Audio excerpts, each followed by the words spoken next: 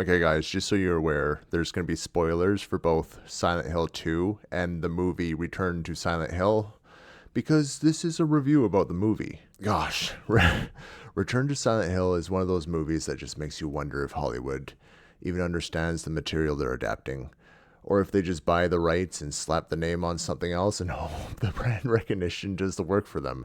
And honestly, the best way to describe it is a simple analogy. Imagine Silent Hill 2 as this beautiful, beloved train ride, atmospheric, emotional, unforgettable. Then Hollywood buys that train, replaces half the parts with cheaper ones, sends it down the wrong track, it derails, everyone's mad, and then the studio just shrugs and is like, well, all's well that ends well. And they just keep doing it. The movie actually starts off strong. The first 20 minutes feels like someone on the team actually genuinely understood Silent Hill 2. The tone is right, the pacing is right. James feels like James. For a moment, you think, okay, maybe they're actually going to do it.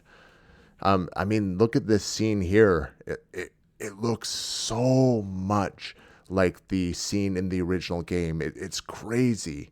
And then over here, they have the mirror scene where James checks himself out in the mirror. Like the first 25 minutes was so refreshing. I was like, wow, this is going to be a really good movie. And then, and then Angela shows up. And then I'm just like, oh no.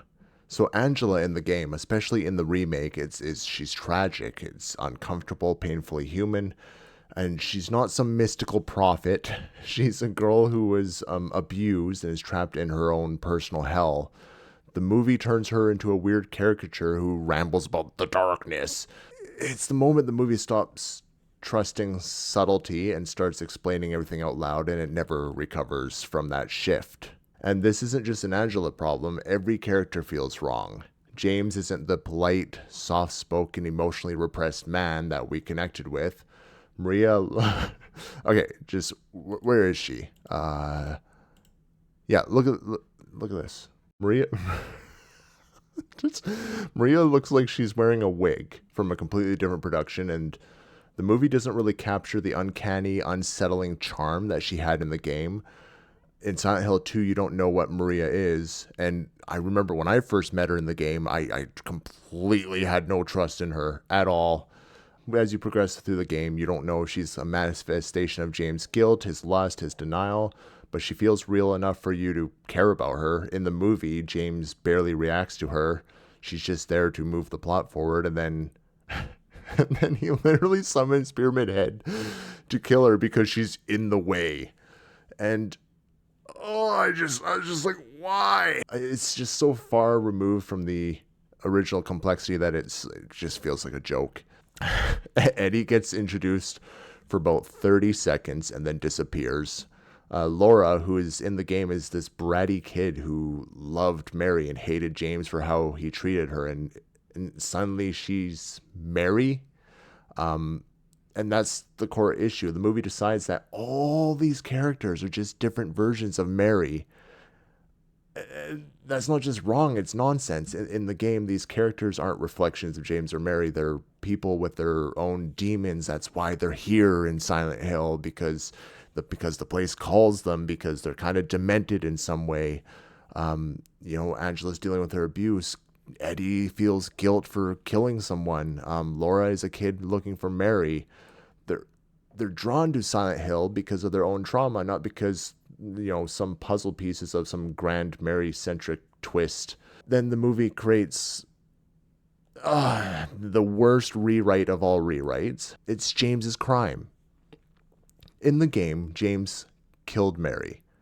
That reveal is devastating because he's gentle and polite and broken and still capable of something monstrous. It reframes the entire story and it hits you like a punch to the chest.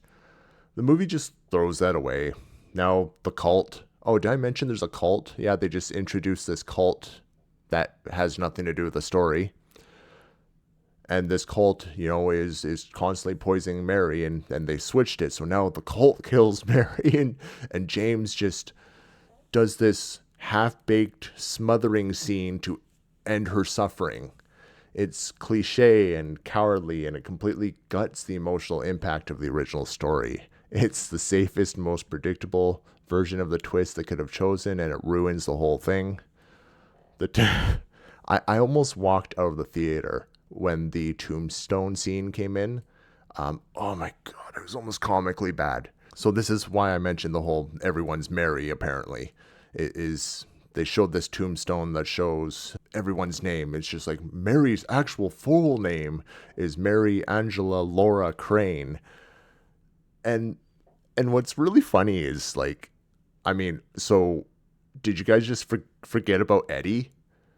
Like, you just introduced him for 30 seconds, and if everyone in this place is supposed to be a version of Mary, did you guys forget about him? Because Eddie in the game was such a pivotal character. Like, he was really memorable, especially with, the fight at the end with him. And in the movie, they're just like, yep, there's Eddie. Bye, Eddie. Never seen again. It's just so far removed from the point of Silent Hill 2 that the writers, it just felt like they didn't even play the game.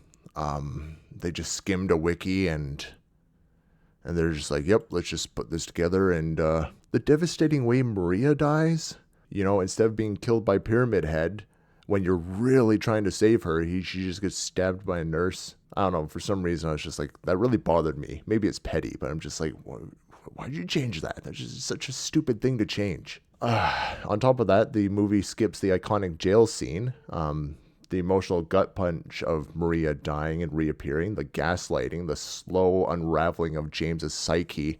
If you guys haven't played the game or seen it or don't know what I'm talking about, James meets Maria after she dies, and turns out she's alive, and he's just shocked.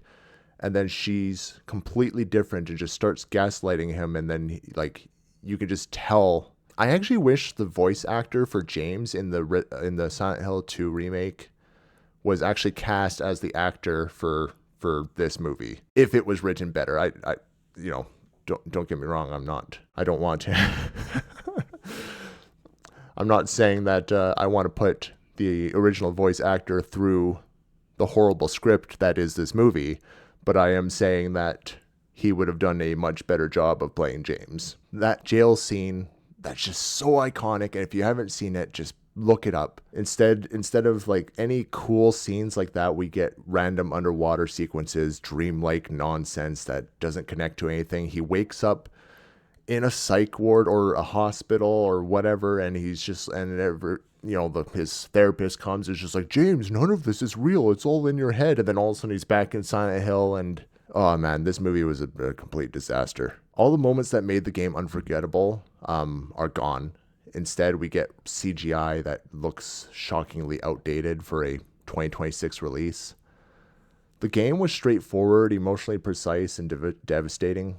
The movie is scattered, confused, and constantly trying to be clever instead of honest. And the saddest part is that they literally could have copied the game scene for scene and ended up with a better movie. Like, that's all they had to do. Silent Hill 2 had the perfect script. All they had to do was respect it.